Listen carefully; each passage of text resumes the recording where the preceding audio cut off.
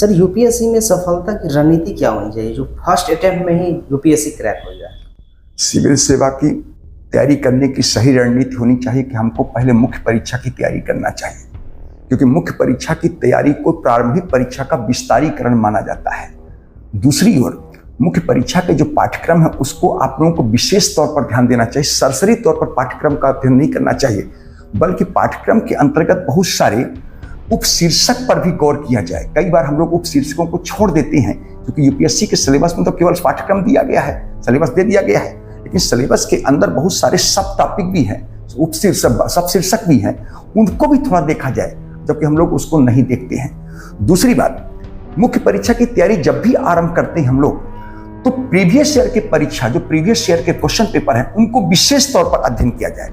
इससे आपकी तैयारी को व्यापकता मिलेगी, इससे आपकी तैयारी को बल मिलेगा, कंफर्म बात। दूसरी बात, जब भी आप लोग तैयारी करते हैं तो लेखन शैली पर विशेष बल दिया जाए, उत्तर लेखन शैली पर विशेष बल दिया जाए। लेकिन ज्यादा फायदा आपको तभी मिलेगा उत्तर लेखन में जब विषय वस्तु की समझ अच्छी हो। अगर सब्जेक्ट की विषय वस्तु की समझ अच्छी नहीं है तो फिर ऐसी स्थिति में आप उत्तर लेखन लिखने से भी कोई फायदा बहुत होने वाला नहीं है। ठीक है, फिर और कोई क्वेश्चन? सर दूसरा सवाल यह है कि हिंदी माध्यम के बच्चे बहुत आकर्षित हो जाते हैं यूपीएससी के प्रति, लेकिन उसमें रिजल्ट इतना क्यों नहीं है? हिंदी माध्यम की तैयारी करने वाले अभ्यर्थियों में दक्षता और विद्वता में कोई कमी नहीं है। हिंदी माध्यम की तैयारी करने वाले अभ्यर्थियों में दक्षता को लेकर, उनकी विद्वता में कोई शक नहीं है। प्रॉब्लम है एक प्रॉपर गाइडेंस का, उनके पास प्रॉपर गाइडेंस नहीं है। दूसरी बात, हिंदी माध्यम के प्राथमिक स्रोतों की भी कमी है और उन्हें सतही नॉलेज पर ज्यादा बल दिया जाता है। वो लोग सतही नॉलेज पर ज्यादा बल देते हैं, जबकि विषय की सूक्ष्म जानकारी होनी चाहिए। जब तक आपको डेप्थ जानकारी नहीं होगी तब तक आप कैसे फाइनल सिलेक्शन ले पाएंगे?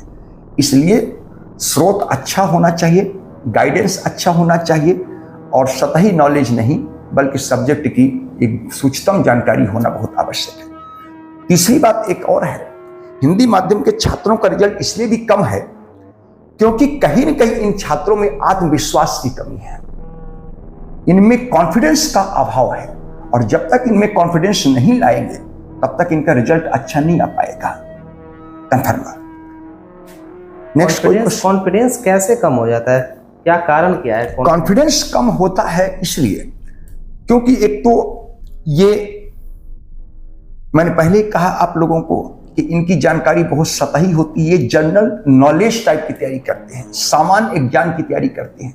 ये जनरल स्टडी पर बल नहीं देते हैं, ये वन लाइनर क्वेश्चन पर ज्यादा बल देते हैं, फैक्चुअल क्वेश्चन पर ज्यादा बल देते हैं, फैक्ट्स पर ज्यादा जानकारी रखते हैं बजाय कंसेप्चुअल और एनालिटिकल अप्रोच के। और जब तक आप में कंसेप्चुअल क्लैरिटी और एनालिटिकल अप्रोच नहीं होगा तब तक आप क्वेश्चन पेपर को पकड़ ही नहीं पाएंगे, तो आप में कॉन्फिडेंस कैसे आ पाएगा? इसे कॉन्फिडेंस लाने के लिए सब्जेक्ट की अवधारणात्मक कंसेप्चुअल क्लैरिटी होना बहुत जरूरी है। फैक्ट से बचने का प्रयास करें और कंसेप्ट को ज्यादा से ज्यादा लाने का प्रयास करें तो ऑटोमेटिक कॉन्फिडेंस आ जाएगा। सर सीवी मतलब यूपीएससी करने का कोई शॉर्टकट है क्या? यूपीएससी की तैयारी करने के लिए या सिविल सेवा की तैयारी करने के लिए कोई रेडीमेड फार्मूला, कोई शॉर्टकट हमारे पास नहीं है। कोई भी शॉर्टकट नहीं है ऐसा, ना कोई अभी ऐसा कोई कैप्सूल वगैरह आया है कि हम लोग खा लेंगे तो यूपीएससी क्रैक कर जाएंगे। उसके लिए आपको शैक्षणिक पृष्ठभूमि आपकी क्या है, आपका एजुकेशनल बैकग्राउंड क्या है। दूसरी बात, विषय की समझ कैसी है आपकी, परिश्रम आप कैसा करते हैं, आप में धैर्य धारण करने की क्षमता है, पेशेंस है कि नहीं। अगर ये सारा चीजें आप में है तो आप यूपीएससी वैसे ही क्वालिफाई कर सकते हैं। इसके लिए कोई रेडीमेड क्या तैयारी करेंगे?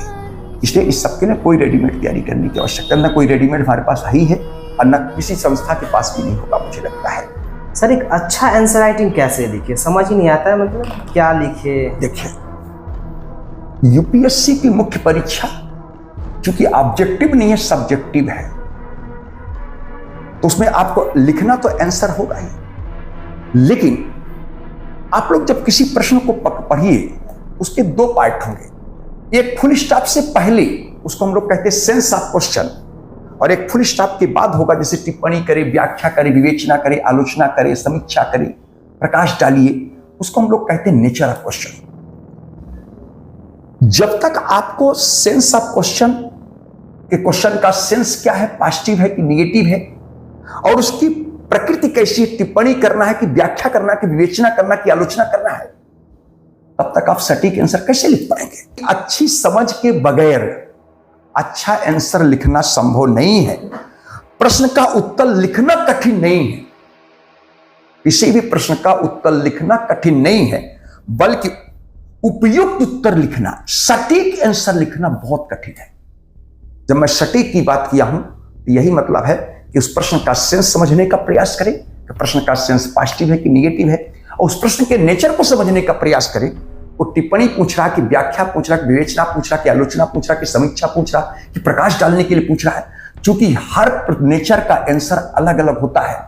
जब तक इन चीजों की समझ नहीं होगी तब तक आप उपयुक्त आंसर, सटीक आंसर नहीं लिख सकते, और जब तक आप सटीक आंसर नहीं लिखेंगे तब तक आपको अच्छा नंबर नहीं मिल सकता है। इसका कल्पना करना व्यर्थ है। सर, पहले प्रीलिम्स की तैयारी करें या फिर मेंस की पहले तैयारी करें? देखिए, दिल्ली और अदर जो रीजनल सेंटर हैं उन दोनों में बेसिक डिफरेंस यही है कि दिल्ली जब हम लोग तैयारी करने की बात करते हैं, हम लोग यही मानते हैं कि पहले आपको मुख्य परीक्षा की तैयारी करना चाहिए। अगर आपकी मुख्य परीक्षा की तैयारी बढ़िया नहीं है तो मान लीजिए कि आपका प्रारंभिक परीक्षा हो भी गया, प्रारंभिक परीक्षा में आपका सिलेक्शन हो गया, पीटी हो गया, पीटी क्वालिफाई कर गए, तो अब आपको मेंस देने का मौका मिला। लेकिन अगर आपकी मेंस की बढ़िया तैयारी नहीं है तो मेंस देने से भी कोई फायदा नहीं है, धीरे धीरे आप में फ्रस्ट्रेशन होगा।